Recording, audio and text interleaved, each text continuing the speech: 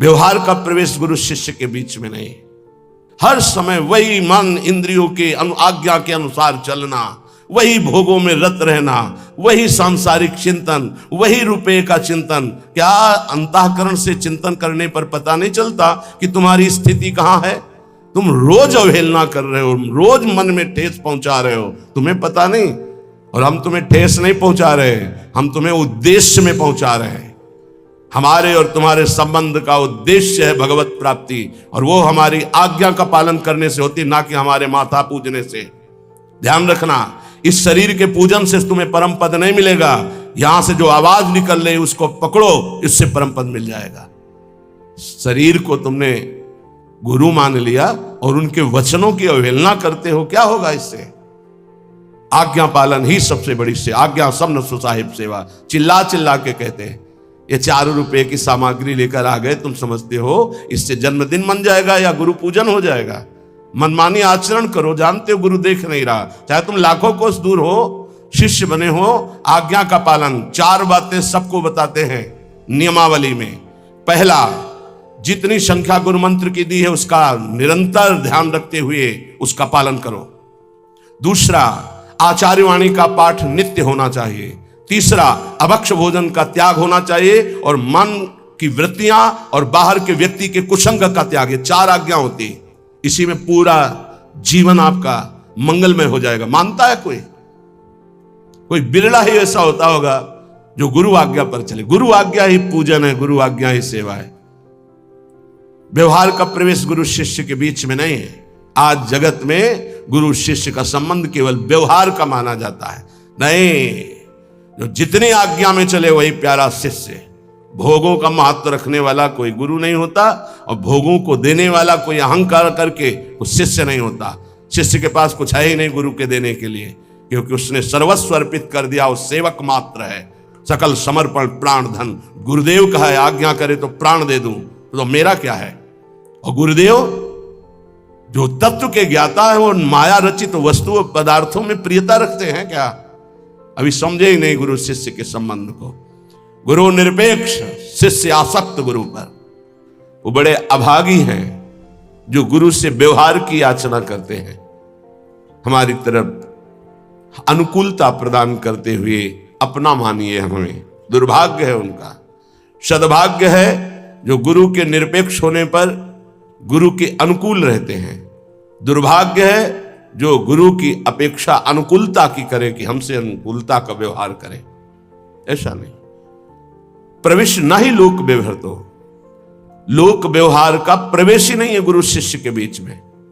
आज केवल लोक व्यवहार गुरु शिष्य के बीच में माना जाता है। केवल लोक, परमार्थ का परिचय नहीं कि गुरु से हमारा जो संबंध है उसका मतलब क्या होता है। सेवक जी महाराज कह रहे हैं, इस रस की प्राप्ति के लिए प्रथम ही सेवो गुरु के चरण, जिनिया धर्म कहो सब करन, नाम प्रताप बतायो। जो हरिवंश नाम अनुसरहो, निष्दिन गुरु को सेवन करहो, सकल समर्पण प्राण धन, गुरु सेवा तज करे जबानी, यह अधर्म यह सब हानि, कान्य न रसिकन मेरा है। यहां कह रहे गुरु नाम मन्ने था, अन्यथा कर दो उनकी बात को, यदि नाम रूप लीला धाम से बिलक करते हैं। बस ये बहुत जोर की बात समझनी। एक संत भगवान आए थे हिमालय की तरफ से। उन्होंने कहा कि कबीर साहब ने कहा है गुरु करे 10 पांचा। महापुरुषों के वचन उपहास में भी कभी, विनोद में भी कभी असत्य नहीं होते। तो आपका इसमें क्या भाव है कि गुरु करे 10 पांचा? उनको पूरा दोहा याद था, हम तो इतने शब्द केवल याद किए। गुरु करे 10 पांचा, 10 5 अर्थात जब तक हमें विश्राम ना मिले तब तक हमें आगे बढ़ते रहना चाहिए। जिनके वचन से, जिनके दर्शन से, जिनके संभाषण से हमारा हृदय परमानंद स्वरूप प्रभु में आकर्षित होकर दोष रहित हो रहा है, वही गुरुदेव हैं। जहां से हमें भागवतिक शिक्षा मिल रही वही गुरुदेव हैं। अनुकूलता को गुरुदेव नहीं माना जाता। आज का उपासक अनुकूलता चाहता है। हम तुम्हें अच्छा अच्छा खाने को देंगे, पैसे देंगे, कपड़ा लत्ता देंगे, तुम भजन करो, मेरे अनुकूल बने रहो। ऐसे गुरुदेव नहीं होते। धज्जियां उड़ा देते हैं अहंकार की। कैसे गुरुदेव होते हैं? पीपाजी महाराज राजा हैं, पहुंचे दीक्षा लेने के लिए। पार्षद खड़े हैं श्री स्वामी रामानंदाचार्य जी के। अंदर प्रवेश नहीं कर सकता कोई बिना स्वामी जी की आज्ञा के, अनुमति के। स्वामी जी महाराज, पीपाजी महाराज आए, उन्होंने कहा कह दो राजा पीपाजी आए हैं, आपके दर्शन करना चाहते हैं। क्या जरूरत है इन राजाओं की, कह दो जाओ यहां से। गए और कहा स्वामी जी महाराज का ऐसा आदेश है। वो सच्चे शिष्य थे, उनका कोई त्रुटि हो गई हमसे। राजा और राजपना और वैभव, ये त्रुटि हुई, सब हटाया, साधारण वस्त्र पहने और दरबार में फिर कहा नीच अधम पीपा आया है, पूज्य महाराज जी से कह दो श्री चरणों के दर्शन करना चाहता है। सेवक वापस आता है, स्वामी जी की आज्ञा, यहां खड़े क्या कर रहे हो, कुआं है उसमें गिर के मर जाओ, जाओ। चल पड़े। सेवक बताता जा रहा, स्वामी जी बिल्कुल कुआं के नजदीक पहुंच गए, अब बस गिरने ही वाले, रोक लो उनको। रुक जाओ, स्वामी जी का आदेश है, कदम लो, वापस आओ। चलो स्वामी जी के दर्शन करने। वो सदैव पर्दे में रहते थे स्वामी श्री रामानंदाचार्य जी, पर्दे से बात करते। जब तक अधिकारी नहीं तो पर्दा नहीं हटाते थे। अगर बात भी करेंगे तो पर्दा लगा के करेंगे, आप डायरेक्ट उनको नहीं देख सकते। स्वामी जी महाराज ने पर्दा हटवाया। क्यों? क्योंकि राज्य का अहम त्यागा और प्राणों का मोह त्याग दिया, अब शिष्य बनने का अधिकारी है। जाओ, अभी गुरु मंत्र नहीं देंगे, हम आकर देंगे तुम्हारे राज्य में स्वयं आकर। जी, आज से हमारा जीवन आपके चरणों में समर्पित है। जब उचित समझना तब आकर कृतार्थ कर देना। ये समर्पण, यहां व्यवहार का समर्पण माना जाता है। गुरु हमारे अनुकूल चले, हमारा व्यवहार स्वीकार करें। प्रवेश ना ही लोक व्यवहार, तो गुरु शिष्य के बीच में लोक व्यवहार का प्रवेश नहीं है, सिर्फ परमार्थ का संबंध है। बोले गुरु पूजन करना है, गुरु पूर्णिमा है या अमुक उत्सव है। गुरु पूजन किसे कहते हैं? चंदन लगा दिया, माला पहना दिया, कुछ भेंट रख दिया, फल फूल रख दिया, इसे व्यवहार कहते, पूजन नहीं कहते। ये व्यवहार है। और प्रवेश नहीं लोक व्यवहार, तो गुरु शिष्य के बीच में व्यवहार का प्रवेश नहीं है, तो पूजन किसे कहते हैं? पांचों ज्ञानेंद्रियां और पांचों कर्मेंद्रियां और अंतःकरण चतुष्टय आपकी आज्ञा में रहेगा। पूरा समर्पण आपका, सकल समर्पण, प्राण धन, गुरु सेवा। क्या हमारी इंद्रियां, हमारा मन, हमारा प्राण आपके चरणों में समर्पित है। जो आज्ञा करोगे वचनम करिष्येत, मैं वही करूंगा जो आप आज्ञा करोगे। यह है पूजा। और ऐसी पूजा करने वाले शिष्य को श्री जी की प्राप्ति होती है, भगवत तत्व का बोध होता है। लेकिन प्रायः मनमानी आचरण करे, किलो 2 किलो आकर फल चढ़ा दे, 1 2 लाख रुपया चढ़ा दे, खूब वस्तुएं भेंट कर दे, सोचे गुरु को प्रसन्नता हो जाएगी। तो जो गुरु नहीं है उसको प्रसन्नता हो जाएगी, जो गुरु है उसको प्रसन्नता नहीं होगी। गुरु आ ब्रह्म होनान लोकान पुनरावर्तिन, अर्जुन ये ज्ञान है उनको। आ ब्रह्म स्तंभ पर्यंतम सर्वम मायामयम जगत, ये ज्ञान है उनको। तो इन भेंट और वस्तुओं से जो प्रसन्न होते हैं वो गुरु नहीं होते। गुरु प्रसन्न होते हैं शिष्य जब परम मंगलमय भगवान के नाम रूप लीला धाम में आसक्त हो जाए। क्योंकि हर गुरु का कर्तव्य है शिष्य को परम पद में आरूढ़ करना। अगर ऐसा नहीं तो शिष्य का त्याग कर दे। अगर ऐसा नहीं तो कह रहे गुरु नाम मन्ने था, गुरु बलि तजेउ कंत ब्रज बनितन भे मुद मंगलकारी। यह अध्यात्म है, परमार्थ है, डरने की जरूरत नहीं। अपराध मत करना। भगवत विमुख मार्ग में हमें कदाप कदम नहीं रखना, चाहे कोई भी हो। नाम रूप लीला धाम, ये इनकी जय जयकार है। अनंत ब्रह्मांडों में, महर्षियों में, ब्रह्म ऋषियों में, बड़े बड़े ज्ञानियों में, योगियों में, भक्तों में सर्वत्र पाया गया है। और जहां ये नहीं है तो कुछ नहीं है। चाहे कोई कितना भी बड़ा ज्ञानी हो, भगवत आराधना करते पाया गया है। वो अपने आत्मस्वरूप श्री हरि का चिंतन, हरि का गुणगान करते पाया गया है। इसलिए जो गुरु धाम नाम रूप लीला इनसे विलग कर दे तो कह रहे हैं मन्यथा, उनके वचनों को अन्यथा कर दो। प्रवेश नहीं लोक व्यवहार, तो क्योंकि गुरु और शिष्य के बीच में व्यवहार का प्रवेश नहीं है। शुद्ध परमार्थ, उनकी आज्ञा पर चलना। समय को सर्वत्र से हटा करके एकमात्र नाम और मंत्र में लगाना, यह गुरु की आंतरिक इच्छा होती है। लेकिन ये बहिर्मुख समय को काटने के लिए व्यवस्था करते कि मेरा समय कैसे कटे, इसलिए व्यवहार की व्यवस्था, व्यवहार की स्थापना करते हैं। व्यवहार परमार्थ से विमुख करने वाला होता है। परमार्थ में स्थित महापुरुष व्यवहार को भी परमार्थ बना लेता है, लेकिन व्यवहारिक व्यवहार में ही फंसा रहता है, परमार्थ को नहीं जानता है। हम महापुरुषों की होड़ नहीं कर सकते कि वो महापुरुष व्यवहार में लग गए हैं तो हम भी व्यवहार में लग जाए। वो व्यवहार में नहीं लगे, वो परमार्थ को व्यवहार में उतारा और व्यवहार को परमार्थ बना दिया। और आप व्यवहार से व्यवहार में ही हैं, परमार्थ का बोध नहीं है, तो आपका गुरु के वचनों में प्रवेश नहीं है, समझ नहीं पाएंगे।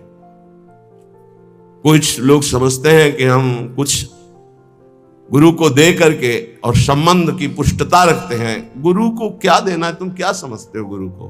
भिखमंगा जानते हो क्या? नहीं माना क्या गुरु साक्षात परब्रह्म? जब परब्रह्म माना है तो कुछ देकर तुम उन्हें प्रसन्न कर सकते हो। वो कुछ लेने वाले हैं, अरे वो सर्वस्व देने वाले हैं। अपना जीवन, अपना प्राण, सर्वस्व मंत्र दे दिया, उनको तुम क्या दोगे? कितने गुरुद्रोही हो। उनके वचनों की अवहेलना करके मनमानी व्यवहार की स्थापना, व्यवहार में चलना। अरे जहां श्री जी हैं वहां पहुंचाने के लिए गुरुदेव हैं, तब भगवत मार्ग का प्रकाश होता है। इसीलिए श्रीपाद कह रहे हैं, जो नाम रूप लीला धाम से विलग कर दे। बड़ी विडंबना है जीव की, बड़ी विडंबना है। देहाभिमानी जीव पुजवाना चाहता है, भांटगिरी गुरु से करवाना चाहता है। भांटगिरी का समझते हो? अरे वाह भाई वाह, इनके जैसा, प्रिया जैसा कोई नहीं, लाल जैसा कोई नहीं, प्रिया लाल जैसा कोई नहीं। तुम्हारे जैसे मच्छर अनंत ब्रह्मांडों में पैदा होते हो, मरते मिटते रहते हैं। भगवान का दास तुम्हारी भांटगिरी करने के लिए नहीं आया, वो भगवान का भाट है, वो भगवान का जस गाता है। मच्चित्ता मदगत प्राणाबोधयंता परस्परम कथयंत च माम नित्यम तुष्यंति च रमंति च। अगर हम सब अपनी मर्यादा में स्थित रहे तो कौन ऐसा जगत में जिसका मंगल ना हो सके। हमें अपनी मर्यादा भूल गई, हम विषयों को प्रिय मानने लगे, विषय दाता का भांटगिरी करने लगे, वाहवाही करने लगे। इसीलिए उनका अर्थ के प्रति ममत्व, भोगों के प्रति ममत्व और दृढ़ हो गया कि जब ये हम गुरु जी के देते तो गुरु जी मुस्कुरा देते। जबकि उल्टा होना चाहिए कि गुरु की दृष्टि पड़ते ही पता चलना चाहिए मैं किसी काम का नहीं गुरु के। अगर मंत्र नहीं, नाम जप नहीं, साधना नहीं तो गुरु की मुस्कुराहट नहीं। ये मार्ग है परमार्थ का। तब लग जोगी जगत गुरु जब लगी रहा निराश, और जब आशा मन में भई तो जग गुरु जोगी दास। परमार्थ है। परमार्थ को समझना, परमार्थी किसी महापुरुष की लंगोटी धोने पर, उसकी चरण रज में लोटने पर परमार्थ का ज्ञान होता है, शास्त्रों के केवल स्वाध्याय से नहीं। नहीं तो शास्त्र स्वाध्याय करके सब परमार्थी हो जाते हैं। रहु गणित तत्तपसा न याति न चेज्या न निरूपणात् गृहाद्वा न छंदसा। छंदसा वेद श्रुतियों को कहते हैं। वेदों के स्वाध्याय से तत्वबोध नहीं हो जाता। गृहस्थ धर्म का पालन, सूर्य चंद्र आदि की उपासना, इनसे तत्वबोध नहीं हो जाता। नहीं जलाग्नि सूर्यो तो कैसे होता है? बोले बिना महात्पाद रजो विषेकम, महापुरुषों की चरण रज में लौटने से। कल कुछ विरक्त जन आए, उन्होंने कुश चढ़ाया, इतना सुख मिला कि जैसे पूर्व स्मृति की उपनिषदों में जब जाते हैं विरक्त जन गुरुजनों के पास तो दुर्वांकुर और कुश अंकुर लेके जाते हैं। बड़ा सुख मिला कि आज पहली बार किसी ने भेंट चढ़ाई अकिंचन भाव से, और प्रियाजू का जस, प्रियाजू के और वैदिक मंत्रों का उच्चारण, हृदय से उनका आदर करने का भाव हुआ। आज हम केवल महत्व बुद्धि, अर्थ में केवल दिमाग में रुपया, केवल दिमाग में भोग सामग्री, परमानंद प्रदान करने वाला या अध्यात्म, ब्रह्मा तक के वैभव को भी ये वमन और विष के समान अनुभव कराने वाला अध्यात्म आज अर्थ प्रधान बुद्धि कर दिया कलयुग ने। अर्थ प्रधान बुद्धि। श्रीपाद 500 वर्ष पहले कह रहे हैं, जिसके संग से प्रिया प्रीतम का रंग, नाम रूप लीला धाम का रंग चढ़े, अगर कोई इनसे बिलक करे अन्यथा, उनकी आज्ञा का, गुरु नाम अन्यथा, उनकी बात अन्यथा कर दो। क्योंकि गुरु शिष्य के बीच में व्यवहार नहीं, परमार्थ का है। परमार्थ समझना ही नहीं चाहते, समझना ही चाहते। बोले बिना गुरु मंत्र के कल्याण हो जाएगा? ये राधा नाम बोल रहे हैं माइक से, तुम्हें गुरु मंत्र नहीं समझ में आ रहा है? अगर राधा राधा और सच्चे आचरण करोगे तो सब अपने आप मिल जाएगा। लेकिन नहीं, आपको केवल पास दिखाना है कि हमको ये मिल गया, हमको ये मिल गया, है कुछ नहीं, कुछ नहीं। क्यों? पाए रतन चीन्हो नहीं दीन्हो करते डार, ये माया श्री कृष्ण की मोहे सब संसार। हाय हाय जिसमें रुपया पैसा भोग सामग्री, उसी में फिर हाय हाय। क्या संसार का त्याग किया? क्या अंदर से राग का त्याग किया? कौन से अनुराग के मार्ग पर कदम तुम्हारे बढ़े? ये साधक को ध्यान रखना चाहिए। यहां व्यवहार की कोई सत्ता नहीं, यहां परमार्थ को ही प्रधान मानना संबंध होता है गुरु शिष्य का। कुटुंबाद्ये दीने द्रवन कृपया नो भवसितो, सकृत स्नेह वृंदावन मनुहठान निस्सर सखे। हे सखे, हे मित्र, ये परिवार के लोग जब तुम परमार्थ में चलने के लिए कमर कसोगे तब ये दो वचन बोलेंगे, एक तो दीन वचन और एक कटु वचन। दीन वचन, बहुत भजन करने लगे हो, देखो आज से तुम्हें हमारी कसम है, अगर तुम माला जपोगे ना तो फिर ध्यान दीजिए, हम आपके बिना जी नहीं सकते। दीन वचन, ऐसे प्रियता के वचन भगवत मार्ग में मत। और कटु वचन, आज से अगर भजन किया ना हम आत्महत्या कर लेंगे। ऐसे हमारे सामने उपस्थित हुए हैं जन, जिनको परिवार के जनों ने ऐसा। हाँ, कभी ये शराब पीने गया तुमने मना किया, कभी व्यभिचार करने गया कहा कि आज से अगर कभी व्यभिचार करोगे तो फांसी लगा लेंगे? कभी नहीं। माला लेकर अगर सत्संग सुनना शुरू किया, भजन शुरू किया तो तुम परिवार हो उनके। तुम्हारे जैसा दुश्मन और कौन हो सकता है संसार में? जाके प्रिय न राम भय देही, तजिए ताहि कोटि बैरी समझद्य परम स्नेही। अगर परमार्थ में कमर कसा है, गुरु चरणों का आश्रय लिया है, तो ये शब्द कान में बैठा लो, केवल माया सत्य सच्चिदानंद प्रभु सबके हृदय में, उन पर दृष्टि रखो और उनको प्यार करो, और बाहरी शब्दों का कोई आदर नहीं। कुटुंबाद्ये दीने द्रव न कृपया, द्रवित मत हो जाना इनके वचनों में और भयभीत मत हो जाना इनके वचनों में, कुछ नहीं होता। ये मायाकृत केवल बातें हैं, फिर सब वैसे ही राग रंग में मगन रहते हैं। एक अकेला लड़का जब बाबा जी बना, उसकी मां ने अपने पुत्र से कहा कि तुम्हारे पिता का दिल फेल हो जाएगा, ऐसी स्थिति में न खाना न पीना न बोलना न चालना, क्योंकि सारा का सारा अर्थ उन्होंने अपने बेटे की ही उन्नति के लिए कमाया था, पढ़ाया लिखाया था। हमारा तो कोई बस नहीं होता, हम तो केवल रास्ता बताते हैं, चलना तो आपको होता है। तो उसने कहा आप पधार जाओ या पिता पधार जाएं, जो हमारे गुरु की आज्ञा है, जिस तरह हमारे कदम बढ़ गए, कदम पीछे नहीं। बहुत आनंद से हैं दोनों, कुछ नहीं होता। ये माया केवल अपना आकर्षण करके तुम्हें परमार्थ से गिराने की बात करती है। तो कुटुंबाद्ये दीने द्रव न कृपया, तुम कभी द्रवित मत हो ऐसे मोह वचन सुन करके, क्योंकि तुम आए हो केवल अपना काम बनाने के लिए, तुम्हारा यहां कोई नहीं। जाओगे तब तुम्हें पता चलेगा, तुम्हारे साथ कोई नहीं जाएगा। मन पछितई है और सर बीते, सुत बनितादि जान स्वार्थ रतन ना करुणे सबीते। इन शरीरों से प्रेम मत करो, शरीरों में बैठे हुए गोविंद से प्रेम करो। गोविंद को नहीं जानते हो तो जानने की कोशिश करो। शरीरों को तुम जान नहीं पाए, कब कैसे कहां नष्ट हो जाएंगे कोई भरोसा नहीं इनका। जिनको तुम प्रिय पुत्र मानते हो, पति मानते हो, पत्नी मानते हो, वो गोविंद ही अंदर बैठा हुआ है, और वो अंतर ध्यान हो जाएगा तो तुम इन शरीरों को आग लगा दोगे। तुम इन शरीरों को प्यार करते हो, पर प्यार करते हुए भी नहीं करते। तुम उस अव्यक्त परमात्मा को प्यार करते हो जो सबके हृदय में बैठा है, पर उसे जानते नहीं हो, उसे मानते नहीं हो, इसलिए दुर्गति को प्राप्त हो रहे हो। नो भाव, अब ये संसार में डूबने का अवसर नहीं है, निकलो। बिल्कुल सत्य बात सुन। संसार से निकलने के लिए नहीं कि घर छोड़कर बाबा जी बन जाओ। बाबा जी बनने से परम पद थोड़ी मिल जाता है, भजन करने से, वैराग्य से। बाबा की कोई साधारण समझ में, जिसको देखो संत बनना कोई खेल समझ रहे हो? इन पूछो उन बच्चों से जो नौजवान बच्चे हैं कि ऐसे जैसे आग में रख दिया जाए ऐसे जलते हैं। तुम क्या जानो, क्योंकि उसी मार्ग में चले तो हमें पता है। ये अवस्था 18, 20, 22, 24, 30 ये आग की अवस्था है। इस आग में ब्रह्मचर्य रह रहे हैं, इस संयम से रह रहे हैं, कोई मनोरंजन नहीं, किसी से मिलना जुलना नहीं, प्रणाम है, भगवान की बड़ी कृपा है इनके ऊपर, जो ये अपने धर्म में टिके हुए लक्ष्मण रेखा के अंतर्गत जीवन को समर्पित किए हुए।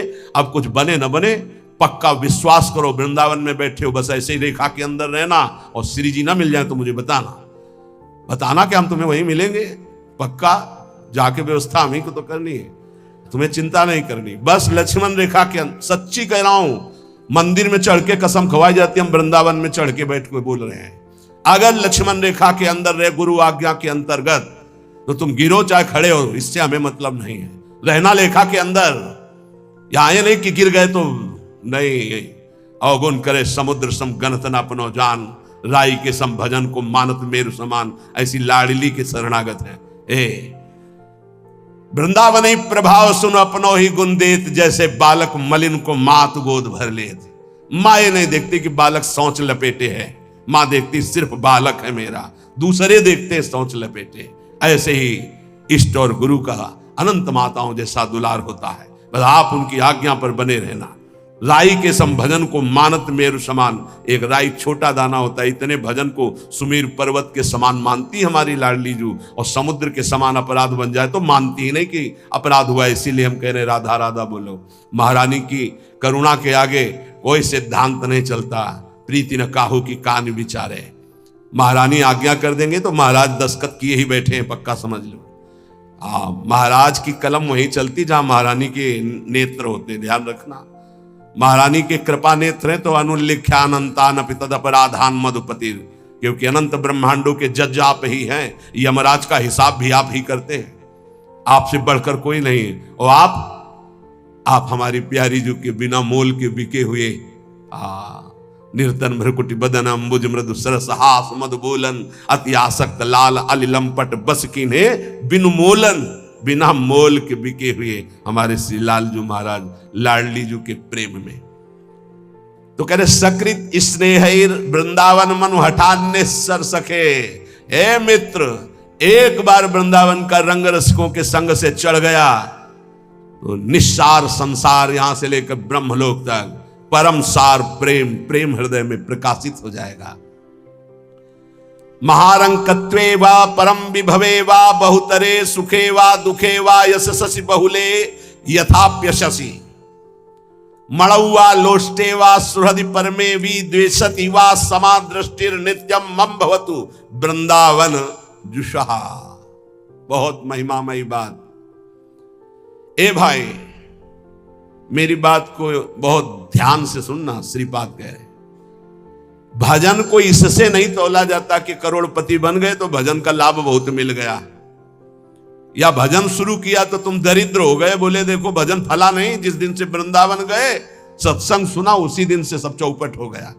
दोनों बातें समझना। महारंकत्वे वा परम विभवे, सिंगे पे है।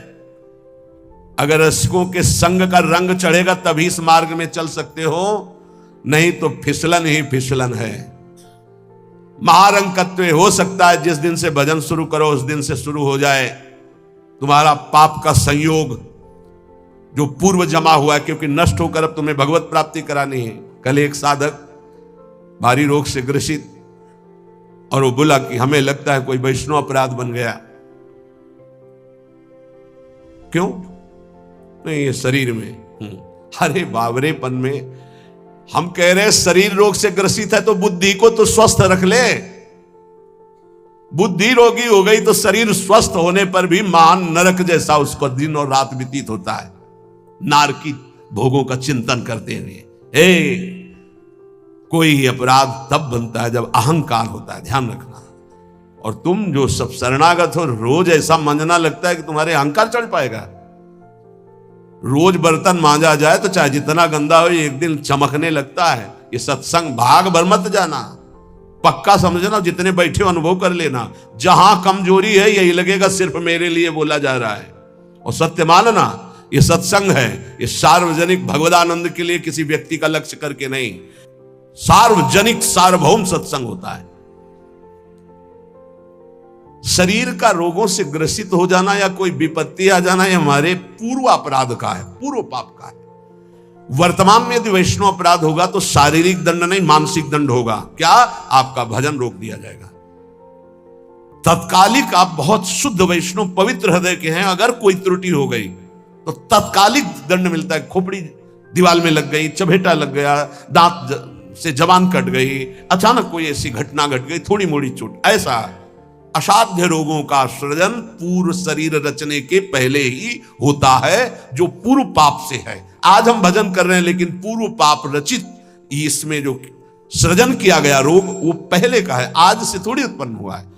तो साधक को बहुत विवेकवान रहना चाहिए, नहीं तो अब हमारा शरीर अस्वस्थ और बुद्धि अस्वस्थ, यही मूर्खता नहीं। शरीर स्वस्थ और बुद्धि स्वस्थ है तो हम परमानंद में मगन, ठिंगे पे रखा है।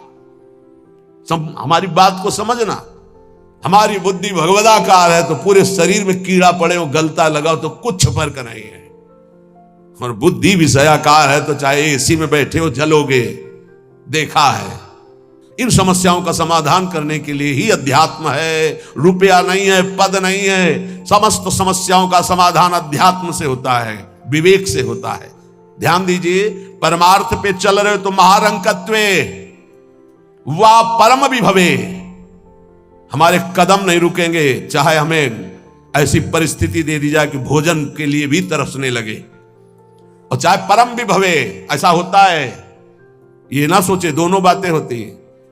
एक है चक्रवर्ती सम्राट अम्बरीश जी महाभागवत, और दूसरे चिदर चिदरानी जी महाभागवत, जिनके यहां अतिथि पीपाजी सीता सहचरी आते तो अंदर जाकर अपनी पत्नी से कहते कि आज तो बहुत बड़ा अनर्थ हो जाएगा। उनका क्यों भगवान? बोले बहुत बड़े संत अतिथि आए और आज हमारे पास कुछ नहीं है।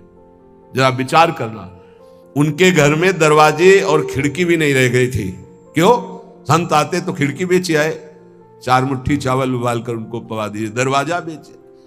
मिट्टी का पात्र था जिसमें रसोई अमनिया करते थे, कुछ नहीं रह गया था जो बेचा जा सके। एक वस्त्र शरीर में था चिदरानी जी के। उन्होंने कहा भगवान अतिथि भूखा नहीं जाएगा। पढ़ के देख लो भक्तमाल जी में श्री नाभा जी ने चरित्र लिखा, जो दिव्य दृष्टि संपन्न महापुरुष। कहा कैसे? बोले वस्त्र है ना कुछ तो बिक ही जाएगा, तो अतिथि को कुछ ना कुछ 4 मुट्ठी चना ही मिल जाएगा। अतिथि तो भूखा नहीं जाएगा, संत तो भूखे नहीं जाएंगे। और महाभागवत जिनके दर्शन करने द्वारिकाधीश के दिव्य दर्शन करके सीता सहचरी और पीपा जी आ रहे हैं, उनके दर्शन करने। स्थिति क्या है? खाने पीने की तो बात जाने दो, पहनने के लिए भी सीधे वस्त्र नहीं, एक ही वस्त्र था चिदरानी जी के, उतार के दे दिया। बेचा जाके जो कुछ बिका, जो कुछ भी रूखा सूखा पत्तल में लगाया और बाहर पीपा जी सीता सहचरी के साथ पाओ भगवान। वो समझ गई, स्थिति महारानी थी, बहुत प्रवीण, समझ गई कि भोजन देख के समझ गई कि स्थिति क्या, घर देख के उनकी वेशभूषा। तो उनका कि भक्तानी जी को भी बुलाओ, चारों बैठ कर पाते जो भी है। वहां नहीं आप पाइए, वो तो रसोई में है। तो उनका फिर क्या होता, मैं रसोई से लिवा लाती हूँ। अब उनको अगर पीपा जी कहते तो शायद चीदर जी कहते कि आप रुक जाओ, लेकिन सीता सहचरी जी तो सीधे रसोई में गई तो दिगंबर बैठी थी। समझ गए देखते अंदर घर का हाल देखकर उनको आंसू आ गए, क्योंकि महारानी रह चुकी है, वो स्वयं तो परम वैराग्य से रहती थी, टाट लगा के। महारानी होते हुए भी टाट लगा करके भगवान की भक्ति में। सीता सहचरी जी बहुत ही ज्ञान संपन्न देवी, देखते ही उनको समझ में आ गया कि वो अकिंचनता की हद है इनके घर में, खाने के लिए दाना नहीं, कहीं कुछ नहीं। और तो उन्होंने कहा देवी तुम निर्वस्त्र कैसे बैठी हो? तब उन्होंने कहा अरे हमने सुना था आप द्वारिकाधीश के दर्शन करके आ रही, तो जब मिलेंगी तो रूप माधुरी का वर्णन करेंगी प्रभु की। क्या इस नासवान शरीर की चर्चा चला दी? जब पैदा हुआ था तो आभूषण और वस्त्र पहन के थोड़ी हुआ था, दिगंबरे हुआ था, और जब जाएगा तो जला दिया जाएगा। बीच में अगर दिगंबर है तो क्या फर्क पड़ता है? बाहर आई और पीपा जी से कहा इनकी निष्ठा के आगे हम लोग कुछ नहीं है। उनको था कि राज सुखों का त्याग करके कष्ट पूर्वक भगवान का भजन करते हैं, ये अद्वितीय रहनी है। पर उन्होंने कहा जो चिदर चिदरानी जी की रहनी, उसके सामने हम कुछ नहीं है। पूरी स्थिति बताई तो पीपा जी कांप गए। ऐसी स्थिति देखो, महारंकत्वे अम्बरीश जी चक्रवर्ती सम्राट, परम विभवे ये भक्तों में दोनों स्थितियां पाई जाती हैं। इन स्थितियों से भक्ति का कोई संबंध नहीं। ये पुण्य का संयोग बनता है तो मान वैभव संपन्न है। एक अकिंचन भाव से रह रहा है, नहीं है उसके पास, तो ये भक्ति से तुलना नहीं की जा सकती। इसकी भक्ति कमजोर है, इसके पास वैभव नहीं, उसकी भक्ति बहुत जोर है क्योंकि उसके पास वैभव नहीं। महारंकत्वे व परम विभवे, भक्ति से इसकी तुलना ना की जाए कि उनकी भक्ति जोर की है, खूब सुख संपन्न है, और उनकी भक्ति रंग नहीं ला रही, देखो खाने पीने की भी व्यवस्था नहीं। भक्ति का रंग अलग होता है। देखो चीदर चिदरानी जी और देखो अम्बरीश जी, दोनों महाभागवत, एक चक्रवर्ती सम्राट और एक खाने को भी नहीं, दोनों महाभागवत। ऐसे ही आप जब भक्ति के मार्ग में उतरे तो महारंकत्वे हो सकता है, ऐसी परिस्थिति आ सकती है। हिम्मत मत हारिए। ये जरूर ध्यान रखिए कि अखिल विश्व ब्रह्मांड की रचना एक पलक झपकते जिस मालिक ने की उसका मैं दास हूं। इसी ठसक में नरसिंह मेहता जी का भात द्वारिकाधीश ने स्वयं भरा और सब जानते हैं सोने चांदी की वर्षा करवा दी। उनके लिए कोई दुर्लभ बात है क्या?